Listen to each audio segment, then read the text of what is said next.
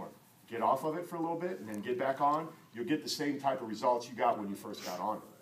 Because your tolerance is not going to be all built up to the point where you need 2, then you need to add another pill to it, then you need to add something else to it. And all the while, you're not doing anything as far as your exercise is concerned. That's what really bothers me. That's where I stepped in and go, no, I got to step up and say something here. And then as far as food goes,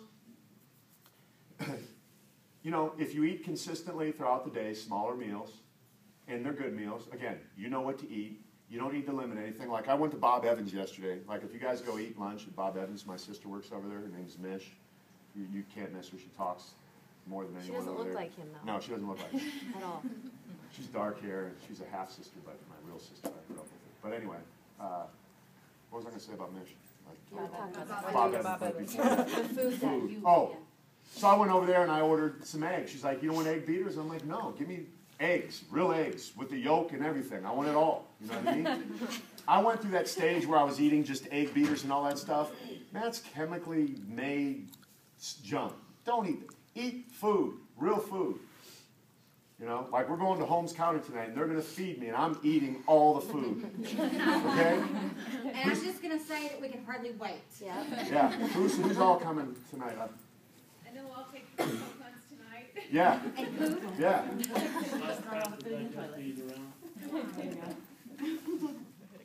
So, you know, if you eat in moderation, you just don't overdo. I think we live in a country of overindulgence.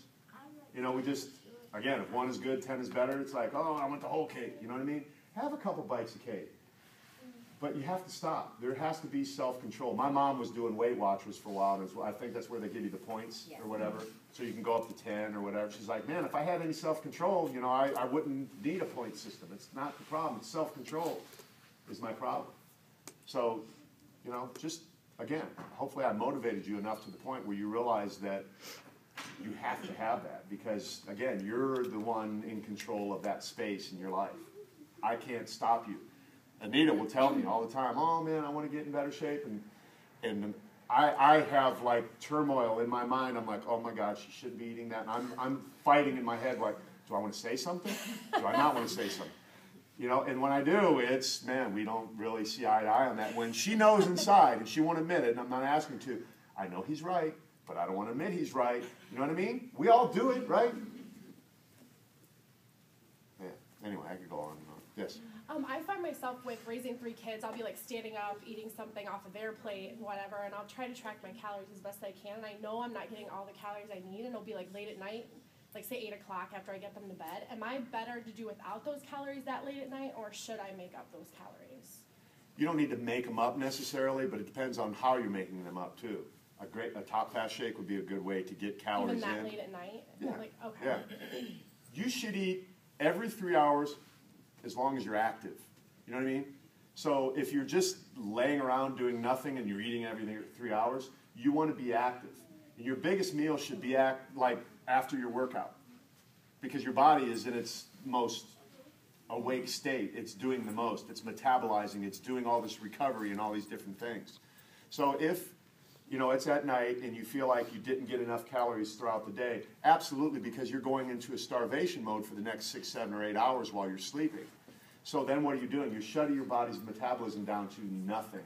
Then you wake up in the morning and you have to restoke those fires. Again, we live in a very busy society, and that's what happens, is we get caught up with kids, we get caught up with work, we get caught up with life, and we neglect ourselves because we're doing for others. And it's a great and noble cause, but if you think about the bigger picture, it really is like diminishing returns. Eventually it's going to catch up to you, and it's not going to be as, you know, good as you thought it would be when you had the first original intention, like, well, I got to take care of my kids. Well, again, put your own oxygen mask on first so you can... Make my food first. Yeah, and have it made. If you have to prepare it a week in advance and put it in Tupperware and have it there, then that's what you have to do. Sorry, you got to put a little extra time. You know what I mean? It's just a reality of it. So only you can determine what you need for your specific lifestyle.